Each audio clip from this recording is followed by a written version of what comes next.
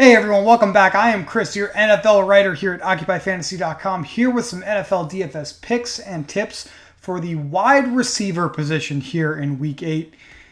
Dropping these position previews every single week throughout the rest of the regular season and postseason. So if you like that, please make sure you are subscribed to the channel below. That's how you get notified when we have some new content for you to check out each and every single week. We would certainly appreciate it if you do that. If you like this wide receiver breakdown, we'd appreciate it if you give us a thumbs up on the video. Let us know you want to see some more content like this in the future. If you have any questions for us about wide receivers, please leave one in the comment section below or consider joining our Discord where you can talk to other Occupy staff and members about every single slate throughout the rest of the season.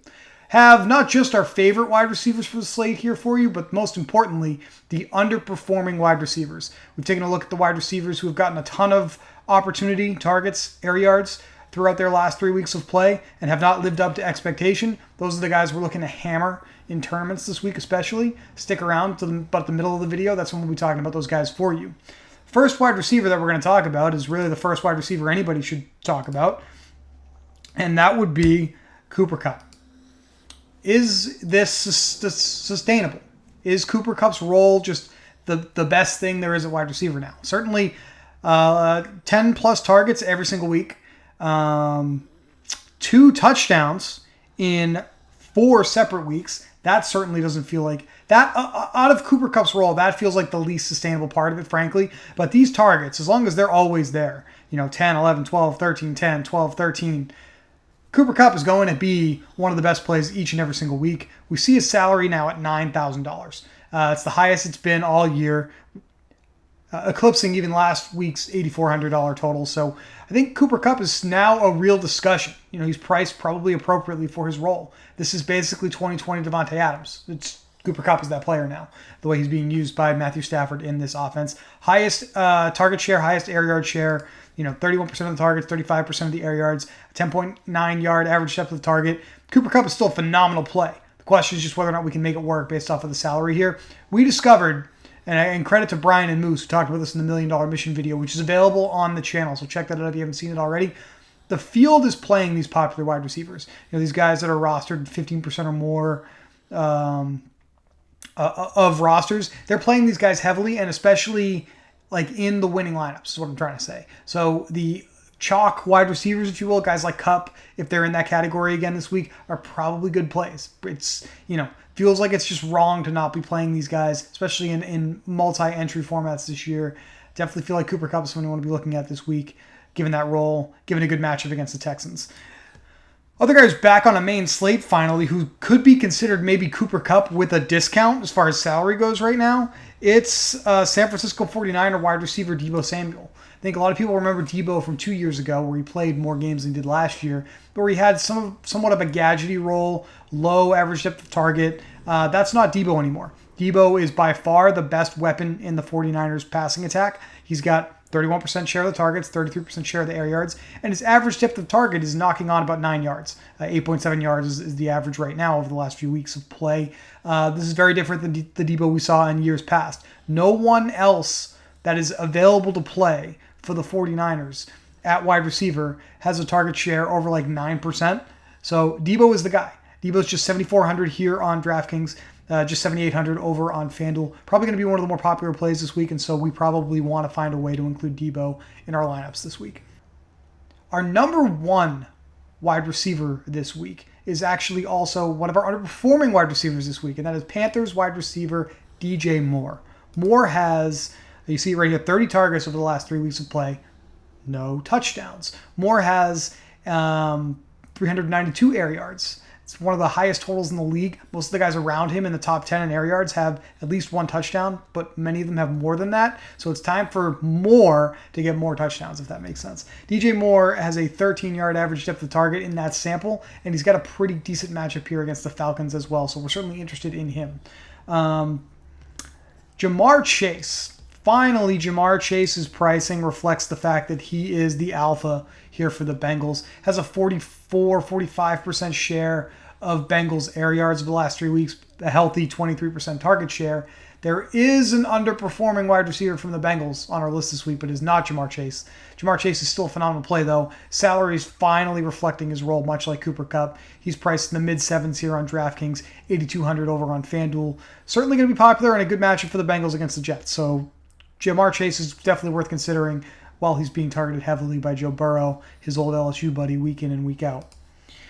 We've got some indication here to start the middle of the injury report week that Antonio Brown for the Buccaneers is probably going to miss some time, missed the game last week, and so the field flocked to Chris Godwin, especially at a lower price point in their lineups. Well, that's probably going to happen here again this week. Now, I think both Mike Evans and Chris Godwin are good plays with Antonio Brown out, especially given the volume at which the Buccaneers pass the football.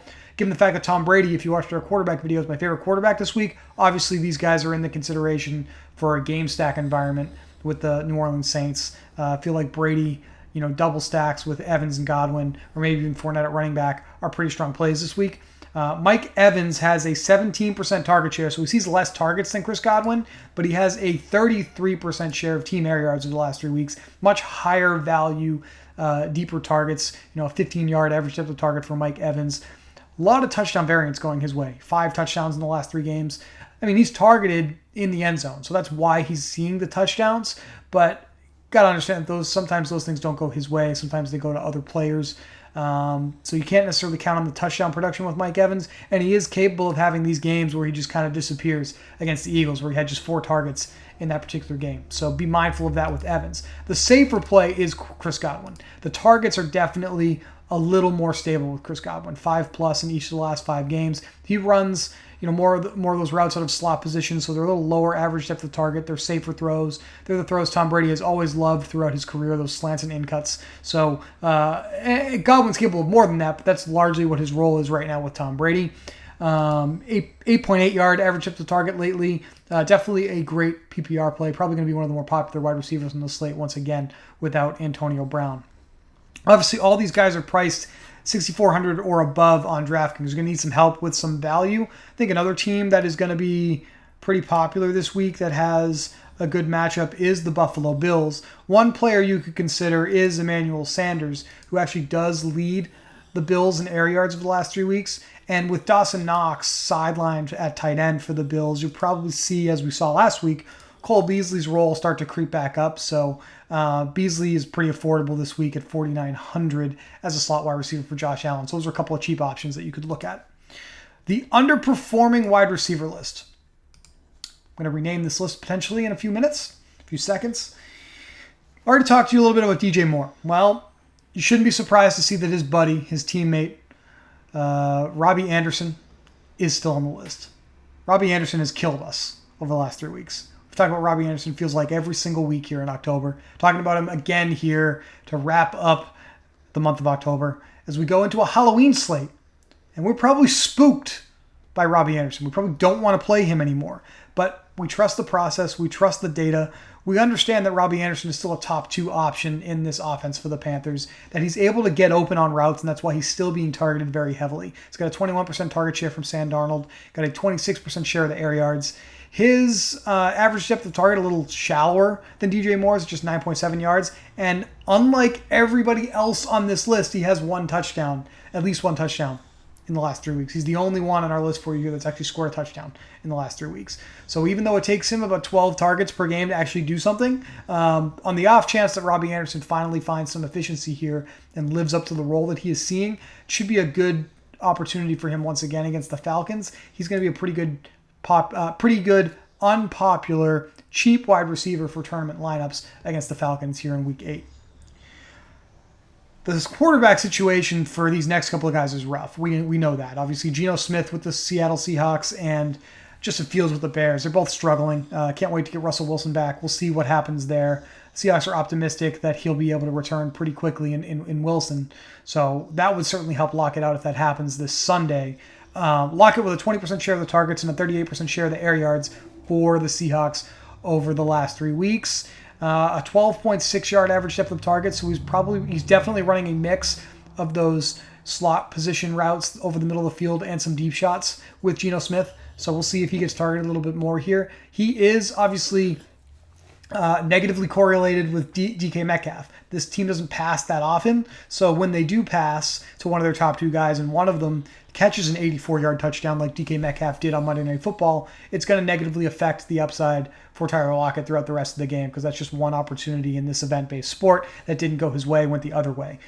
Eventually, those things are going to go Tyler Lockett's way. If you remember, they were going that way at the beginning of the season with Russell Wilson. That's just kind of how it is with these two guys. Right now, Lockett's the underperformer. I would bet at some point over the next 9 or 10 weeks or so, we talk about DK Metcalf in that direction because that's just how it goes with this Seahawks offense. And maybe for the final time as a Chicago Bear, Allen Robinson on the underperforming wide receiver list. 18% of the targets from Justin Fields, 37% of the air yards, a 17-yard average depth of target over the last 3 weeks. This has just been an atrocious passing offense. But if it finally finds its level, Allen Robinson is going to be the best player to target because he has the best role in the passing game out of all the pass catchers for the Bears. T. Higgins turned in a Robbie Anderson-esque performance last week, like 15 targets, but didn't really do much with it. I think like 7 receptions, 62 yards, something like that. T. Higgins, 25% target share, 31% share of the air yards from Joe Burrow over the last few weeks. Certainly another option that is strong. And Brandon Cooks with the Houston Texans might actually be getting a lift here in quarterback production with Tyrod Taylor potentially returning to play. They designated him for... The Texans designated Tyrod to return from injured reserve this week, so he is eligible to return if he's ready on Sunday. Brandon Cooks with a 23% target share, 37% air yard share for the Texans over the last 3 weeks. Again, no touchdowns.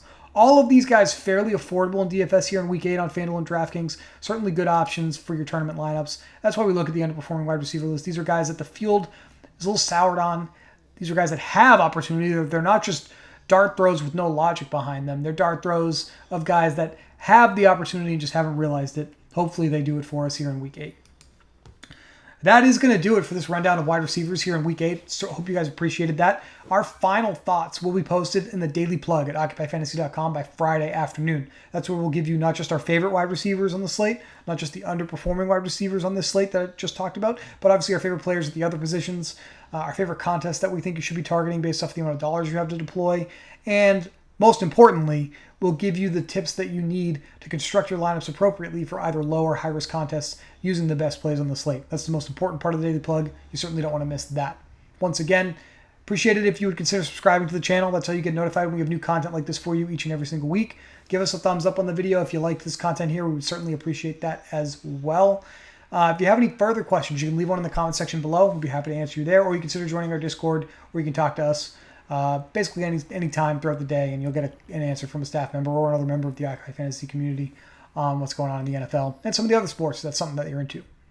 Lots of things going on this year on the Occupy channel. Appreciate you guys watching. As always, once again, I am Chris, and we'll talk to you soon.